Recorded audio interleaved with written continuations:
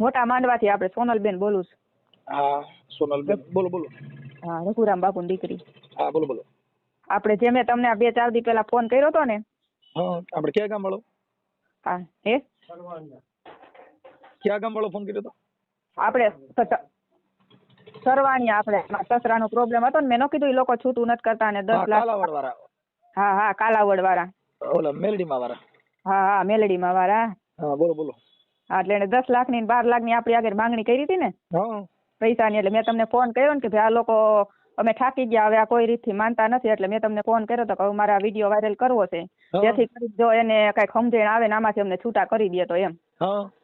એટલે એ વિડીયો મૂક્યા પછી બીજા દિવસે મારા જેઠનો ફોન આવ્યો બપોરે કે તમે આ વિડીયો મૂક્યો છે કે વિડીયો ડિલીટ કરાવી નાખો અને તમારે કરવું છે એમને કયો ઈ કે, અને હામાં આવો. એટલે પછી અમે અમારી રીતે એને વાત કરી, કીધું ભાઈ આખર હાલે એમ નથી, અને હામાં બેહીને સમજીને એકબીજાનો આપણે સામાન ભરી લઈએ એમ.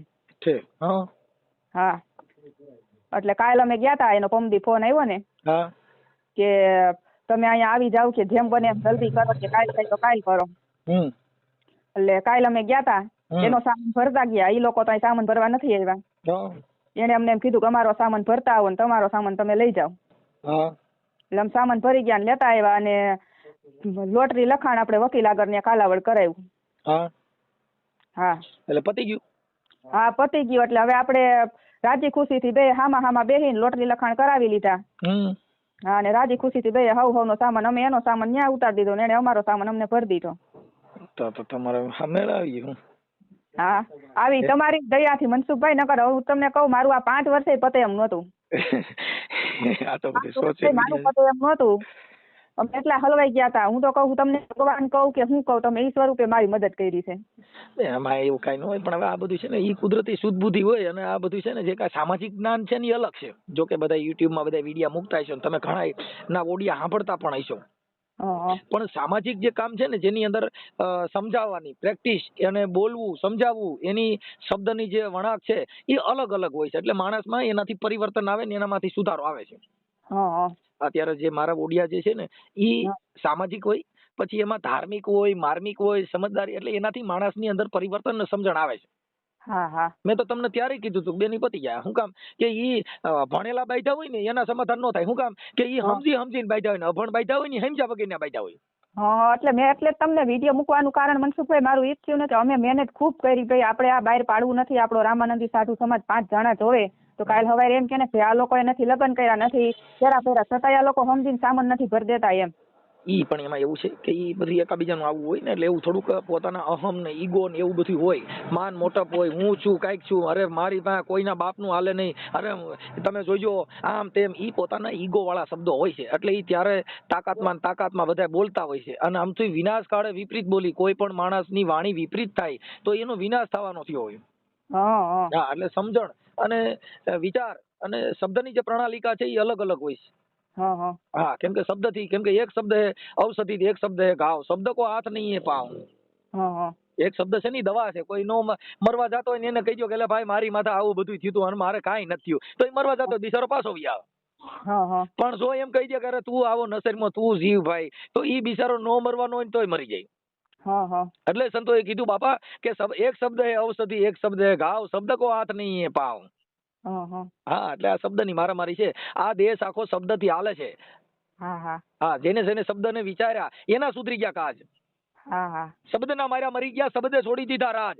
શબ્દના માર્યા માણસો મરી ગયા ને શબ્દ રાજપાટ છોડી દીધા. પણ ઈ શબ્દને જેને સંતોએ વિચાર્યા તો બાપુ એને સુધરી ગયા કાજ. એટલે આ સંતની પ્રણાલિકા છે અને હાલ્યા કરતું હોય એવું સમજણ વગરનું હોય. પણ હવે તમે સાધુ સમાજમાં છો ને તમારું સારું થઈ ગયું એટલે એમાં બહુ મહાન વસ્તુ છે. એમાં અમારું કઈ ન હોય બેન. એ બધી વસ્તુ છે ને એક શબ્દની પ્રણાલિકા. અમારી કોઈ એમાં વાવા નથી મનસુખ ગોવિંદે કર્યું. કેમ કે આવા તો કેટલાય મનસુખ આ રાણા રમીને બે ગયા, કેટલાય મનસુખ ગયા નિરાશ. એમ તો કેવા વાળા હોય ને મનસુખભાઈ, સામે કેવા વાળા હોય ને કે ભાઈ નહીં થાય નામ થાય ને કીધું કાંઈ વાંધો નહીં, મારી મજબૂત એટલે કરવું પડ્યું ને. અમે અમારી રીતે મહેનત કરી.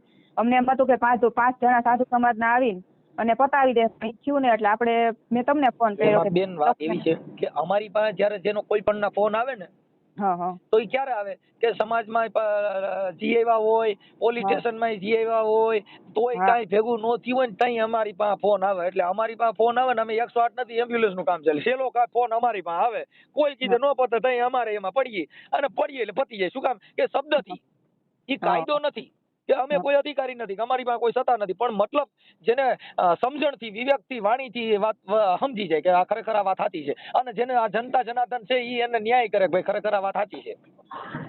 આમાં ન્યાયાધીશો સાંભળતા હોય, આમાં પીએસઆઈ સાંભળતા હોય, આમાં મોટા સાહેબો સાંભળતા હોય. કેમ કે આ સોશિયલ મીડિયા છે એ જગતમાં ઘરે ઘરે બધાયને ઘરે પહોંચી જાય. હા, એટલે બને ત્યાં સુધી હવે જે કાંઈ છે એ સારું થઈ ગયું એટલે સારું કહેવાય. તમારે કોઈને બીજો કઈ વિવાદ નથી થયો ને એ સિવાયનો? ના ના, એમ તો મને એને એમ કીધું કે તમે આ વિડીયો મુકાયો પેલા કે મને ફોન કર્યો હોત તો મારે ચેક કે મેં કીધું ક્યાં મુકાવાનું કારણ કીધું તમે મારા પપ્પાની 4 જણા ત્યાં આવ્યા હતા તો તમને મારા પપ્પા, મારા મામાએ, મારા નાનીમાં બધા કહી ગયા હતા ભાઈ તમે મોટા કહેવાય, અત્યારે મારા હારા ઓફ થઈ ગયા છે તો તમે મોભીશો ઘરના, બરોબર, તો તમારે આનો રસ્તો કાઢવો પડે. તો ત્યારે એણે એમ કીધું કે ભાઈ આનું કે બેયનું છૂટું થાય તો બેયનું થાય ને પૈસા માંગ્યા એટલે એણે એમ કીધું કે કાંઈ બોલ્યા નહીં, સમજ્યા, પૈસાનું. એટલે ત્યારે એને સરખો જવાબ નહોતો દીધો, સમજ્યા. પછી મને ફોન આવ્યો ને એટલે કે તમારે આ મને પૂછવું હતું ને, કે મેં કીધું ભાઈ અમે બધી અમારી રીતે મહેનત કરી લીધી, અમને જવાબ નહીં મળ્યો ત્યારે અમે આ પગલું ભર્યું હોય ને, અમને કઈ શોખ તો ન હોય કીધું કે આ હું આ કરું એમ.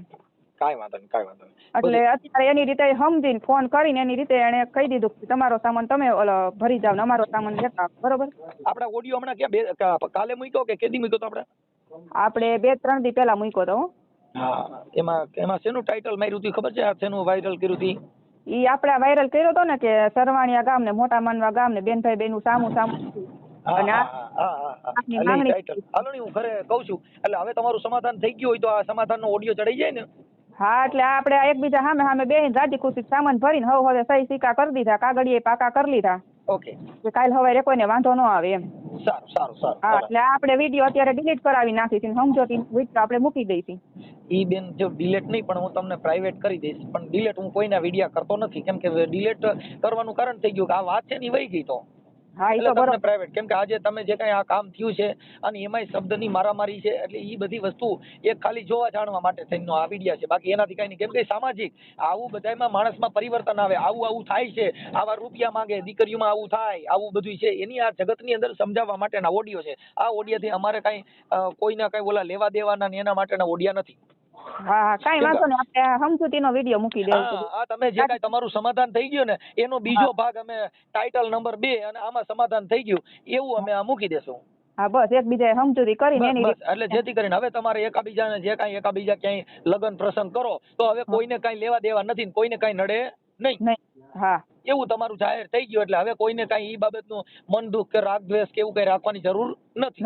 હા, ઈ એના રસ્તે, તમે તમારા રસ્તે, તમને તમારી રીતે તમે ગોઠવી શકો ને એની રીતે ઈ ગોઠવી શકે. હા, બસ એટલે ઈ બધું થઈ ગયું છે. ચાલો, કાંઈ વાંધો નહીં, કાંઈ ઉપાધિ ન કરો, બરોબર છે. અને આ ઓડિયો હું હમણાં મુકાવી દઉં છું. એ ભલે ભલે. જય ગુરુદેવ. જય ગુરુદેવ, જય ગુરુદેવ.